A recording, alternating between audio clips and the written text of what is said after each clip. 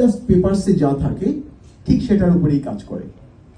পেপারসে যদি দেখা যায় যিনি থার্ড পার্টি ইন্সপেকশন করেছেন সে যদি তার উপরে হ্যাপি থাকে, রিপোর্টটা হয়তো অনেক সময় ভালো হয়। আর রিপোর্ট সে যদি হ্যাপি না থাকে, রিপোর্টটা ভালো হয় না। আর রিপোর্ট ভালো না হলে অ্যানালিস্ট তো কিছু করতে পারে না, কারণ অ্যানালিস্ট তো সে দেখেনি। হয়তো দেখা যাচ্ছে যে আমাদের কাস্টমারদের 80% ফাইল গোছানো থাকে না, রিচ এবং তার স্ট্রেংথ আছে লোন পাওয়ার মতো, বাট ফাইল গোছানো নাই, কাগজপাতি গোছানো নাই। সেক্ষেত্রে কি হয়, ডিক্লাইন করে যায়।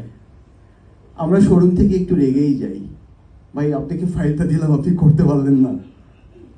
সেক্ষেত্রে আমরা কি করি, অনেকে হয়তো আমরা চিন্তা করি আমরা পূবালী ব্যাংকে দিব, বাট পূবালী ব্যাংকেরও কিন্তু কমপ্লায়েন্স আছে। পূবালী ব্যাংক কমপ্লায়েন্স মেনটেন করেই ফাইলটা পাস করিয়ে দেয়।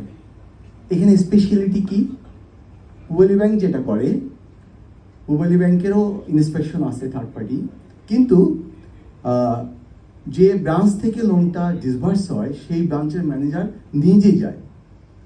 নিজে গেলে কি হয়, কাস্টমারের সব কিছু দেখে, কাস্টমারের সব কিছু দেখার পরে তখন সে বোঝে যে না, কাস্টমারের স্ট্রেংথ আছে, তাকে দেওয়া যায়। তো ম্যাক্সিমাম ফাইলই দেখা যায় হয়ে যায়। তখন কি করে, যে ডকুমেন্টটা শর্ট আছে এই ডকুমেন্টটা তৈরি করে দেয়, যে আপনি এইভাবে ডকুমেন্টটা রেডি করে নিয়ে আসেন। তো এটা যে পূবালী ব্যাংক শুধু করে তা কিন্তু না।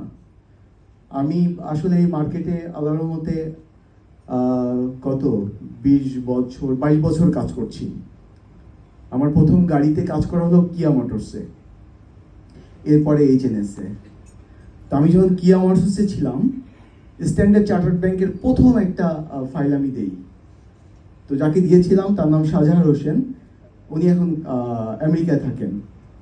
তো গ্রিন গ্রানাইট অ্যান্ড মার্বেল আমরা অনেকেই চিনি, ওনাদের কাছে একটা স্পোর্টেজ গাড়ি বিক্রি করেছিলাম। এই গাড়িটা লোন করতে গিয়ে ডকুমেন্টের সমস্যা, হবে না কোনোভাবে লোন।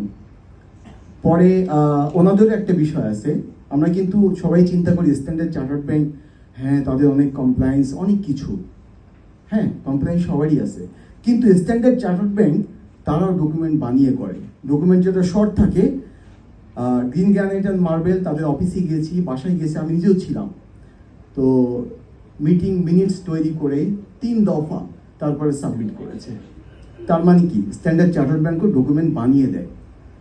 আই থিঙ্ক সো আমি আজকে এই কথাগুলো বলার উদ্দেশ্য যে এমটিভির সাথে যেহেতু আজকে আমরা এখানে খাবো, কথা বললাম, ওনারা একটা এক্সপেক্ট করবে যে এত বড় একটা প্রোগ্রাম দিলাম, তো কি ব্যাপার, কিছুই হচ্ছে না, আমরাও খেয়ে দিয়ে হয়তো ভুলেও যেতে পারি। তো বিষয়টা হচ্ছে আসলে সামনে এগোনো হচ্ছে কাজের মাধ্যমে। আজকে যেমন আমরা এখানে সমবেত হয়েছি বা আমাদেরকে ইনভাইট করা হয়েছে, আমরা অনেকে এসছি, হয়তো সারাদিন কাজ করে ক্লান্ত, তারপরে উইকেন্ড প্ল্যান থাকে, উইকেন্ডে সবাই রেস্ট করো, বাট উই ডোন্ট গো। আমরা এসছি সবাই বিকজ অফ না, ঠিক আছে, একটা বিজনেস রিলেশন হলে ভাইস ভার্সা বিজনেস। সো এই বিষয়টা বলার উদ্দেশ্য হচ্ছে এমটিভিতেও কমপ্লায়েন্স আছে, এবং কমপ্লায়েন্স মেনটেন করতে গিয়ে তাদের যে ওই থার্ড পার্টি আছে এবং তাদেরও অ্যাসেস করার টিম আছে। তা আমি বলবো স্পেশালি ঠিক পূবালী ব্যাংক বা স্ট্যান্ডার্ড চার্টার্ড ব্যাংক যে সাপোর্টটা দেয়, যে ডকুমেন্ট রেডি করে হলেও লোনটা পাস করিয়ে দেয়। তো সেটা করলে হয় কি, ব্যাংকের যে ভদ্রলোক কাজ করে তারও একটা কি বলবো, এনকারেজমেন্ট হয়। শোরুমে যারা আমরা কাজ করি আমাদের একটা এনকারেজমেন্ট হয়, না ঠিক আছে ওনাদেরকে ফাইলটা দিলে ফাইলটা হয়। এবং আমরা দেখেছি, আমরা যে যাকে দিচ্ছি ফাইল হয়তো একটা ব্যাংকে, সে একটার পর একটা করে দিচ্ছে, অটোমেটিক ফোনটা তার কাছেই চলে যায়, ভাই একটু আসেন তো, একটা লোন করতে হবে। আর যার কাছে একবার হয় না, দেখা যায় ল্যাপস হয়ে যায়, তাকে আর ফোন দেওয়া হয় না। সেজন্য আমি রিকোয়েস্ট করব এমটিভির সবাইকে, এভাবে সবাইকে একসাথে পাওয়া যায় না। আমরা হয়তো শোরুমে মাঝে মধ্যে শোরুমের প্রতিনিধি যিনি যায় সে, অথবা তার টিম হেড বা এরকম কাউকে 2-1জনকে দেখি। আজকে হয়তো অনেকে এখানে আসেন।